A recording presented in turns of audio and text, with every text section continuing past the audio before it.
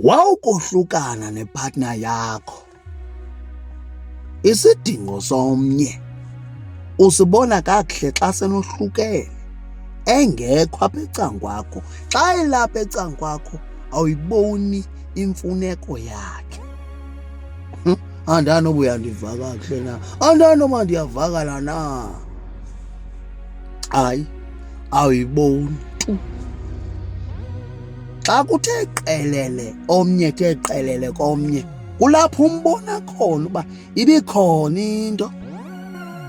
Ingangutata, ingangumama, ingangutata ebona uba tyhini iyabonakala indawo yalo mfazi, hayi mandiyomlanda.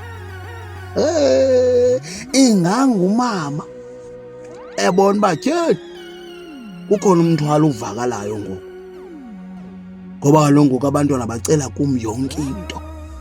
Kodwa ngoku ebekhona utata wabo bendiye ndithi phaa kubo, celani utata wenu. Yela tsika, ubomi esihleli kubo bunzima gqithi. Iphinde ke kwelo hlobo yenzeka ngalo inokufa phakathi.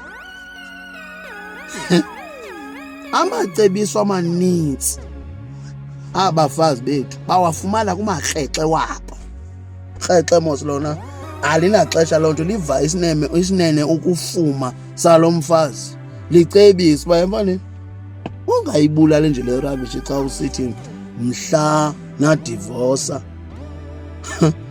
iyawumfumana u-50%. Kuphuma iingcebiso apha ekrexeni ezingalunganga kunjalo nje. Kwelinye icala ufuna lo mfazi wakho aqondane naye kakuhle, ungekho wena ngowungathi uyamcebisa phofu emcebisela uba ilungiselela le yakhe. Abhubhile amadoda amanintsi. Zezo nto zinjalo, libe ikrexe likhona phakathi kuloo nto leyo. Yeyi, ziimeko ke esiphila phantsi kwazo ezo. Hayi kunjalo Nantsika, kunjalo. Andinoba ndiyavakala na.